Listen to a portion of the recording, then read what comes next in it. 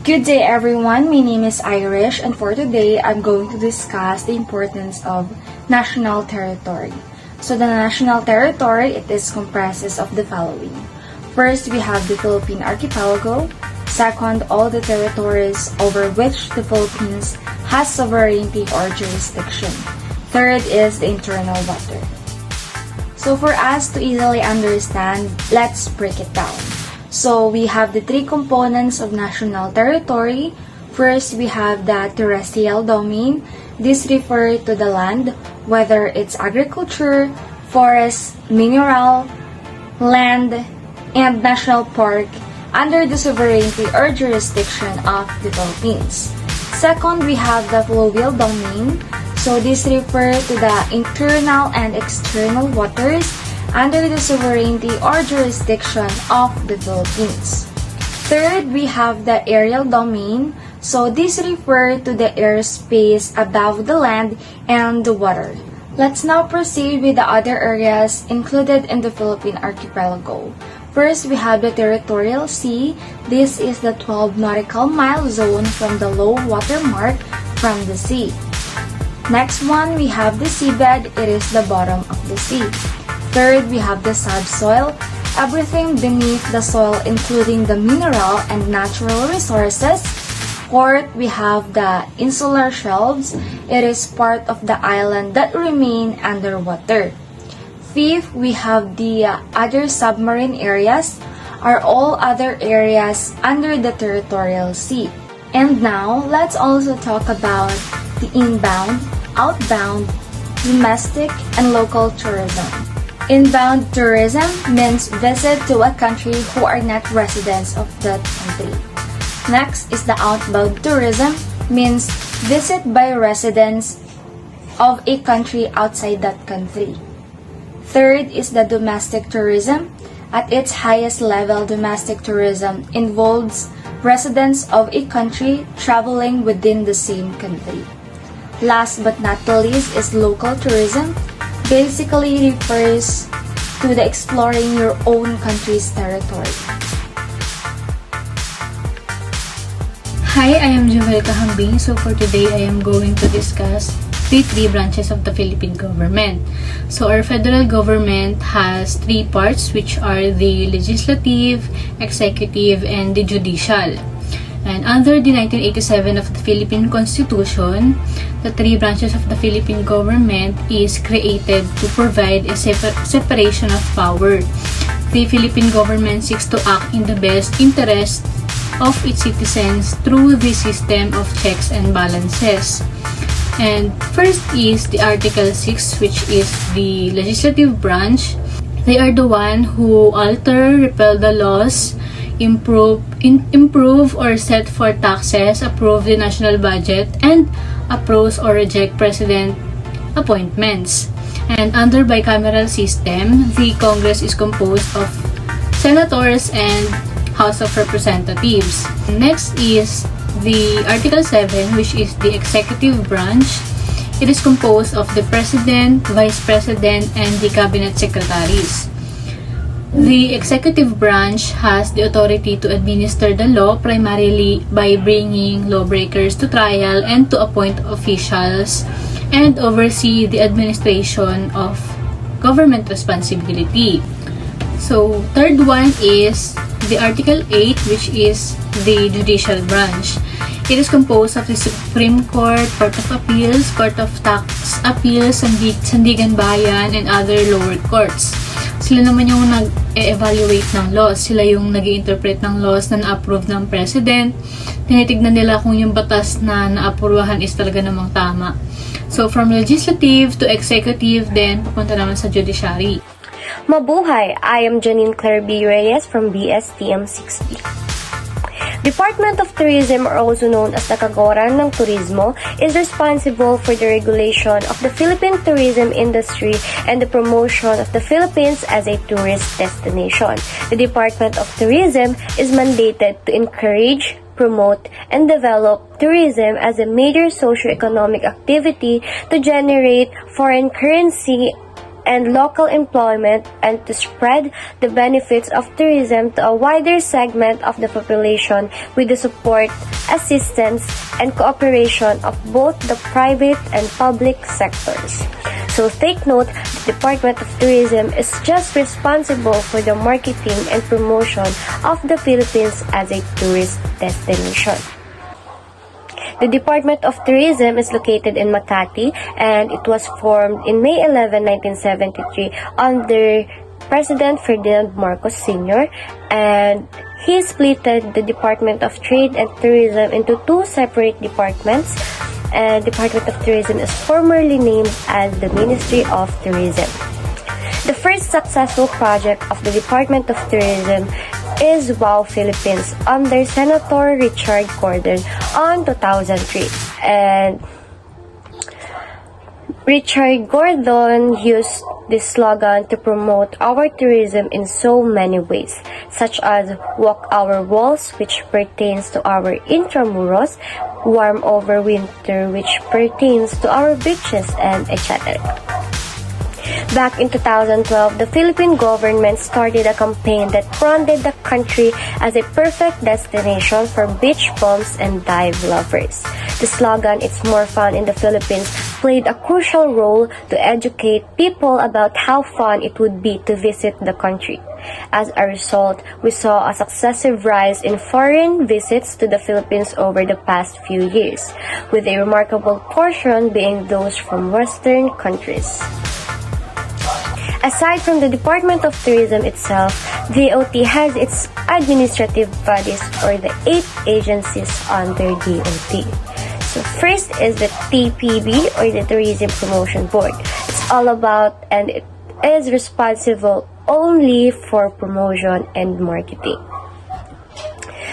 The Philippine Tourism Promotions Board is an attached agency of the Department of Tourism which is primarily responsible for implementing an integrated domestic and international promotions and marketing program for the Philippines as a tourist destination as well as the tourism investments. Next is the Intramuros Administration. It is responsible to restore, administer, and develop the historic walled area of Intramuros. Next is the NPDC or the National Parks Development Committee. It is responsible to develop, preserve, and manage Rizal and Paco parks in Manila and other parks that may be assigned to it. The next one is TIEZA, implementing policies and programs of the department pertaining to the development, promotion, supervision of tourism projects in the Philippines. It was formerly known the PTA or the Philippine Tourism Authority. The Republic Act number 9593 or the Tourism Act of 2009 declares a national policy for tourism as an engine of investment, employment, growth, and national development and strengthening the Department of Tourism and its attached agency to effectively and efficiently implement that policy and appropriating fund thereof. The Act supports the establishments of tourism enterprise zones or TEZs, established to be the centers of tourism development in the country, and TIEZA is mandated to design, regulate, and supervise the TEZs established under this Act, as well as develop, manage, and supervise tourism infrastructure projects in the country. Next is the Duty Free Philippines Corporation or the DFPC. It is responsible to operate the duty and tax-free merchandising system in the Philippines, aimed to augment the service facilities for tourists and to generate foreign exchange and revenue for the government.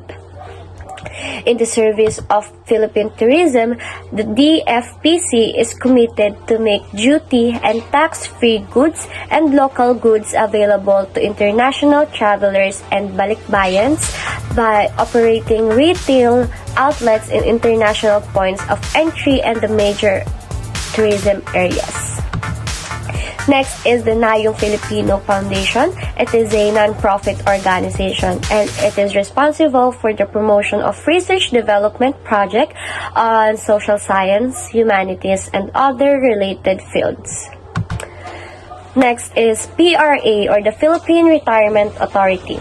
PRA is mandated to attract foreign nationals and former Filipino citizens to invest, reside, and retire in the Philippines with the end view of accelerating the socio-economic development of the country, contributing to the foreign currency reserve of the economy, and by providing them the best quality life in the most attractive package. It also seeks to revitalize the Philippine economy through the increase and creation of local jobs, increased financial investments from other countries through retirement plans in the Philippines by retiring foreigners. Next one is the Philippine Commission on Sports Scuba Diving, or the PCSSD. It just serves as the regulating body for recreational scuba diving in the country. And that's all about the Department of Tourism and its attached agencies, or also known as the Department of Tourism family.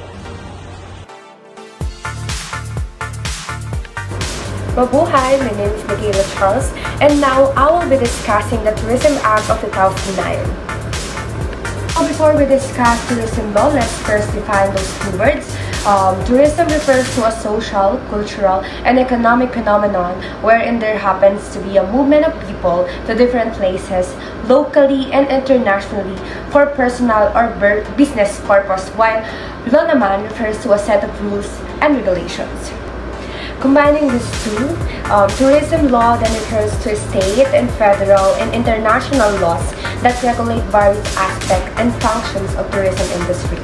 An example of which is the Tourism Act of 2009, which will be discussed further. The Tourism Act of 2009 enacted on May 12, 2009 by President Gloria Macapagal Arroyo and Cebu City. Senator Richard Gordon and former Bohol Representative Edgardo M. Chato were the principal authors of law.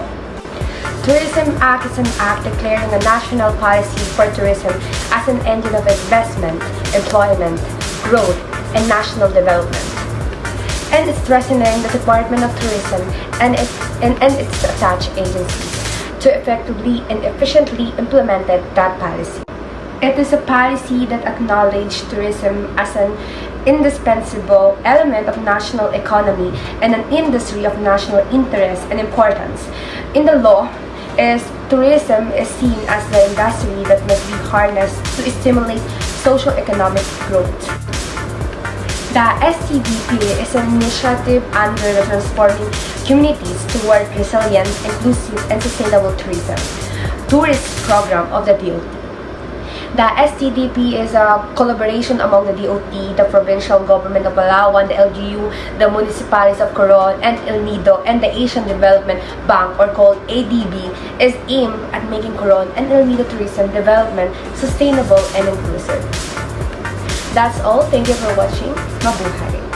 The Labor Code of the Philippines is a legal code that determines all employment practices and labor relations.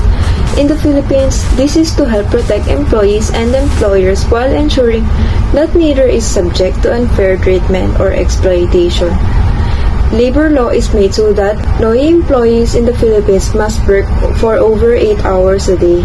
He is worthy of a 1-hour break daily. Since the maximum work hours allowed in the Philippines are 8 hours, in case the employee works for longer, he must be paid extra.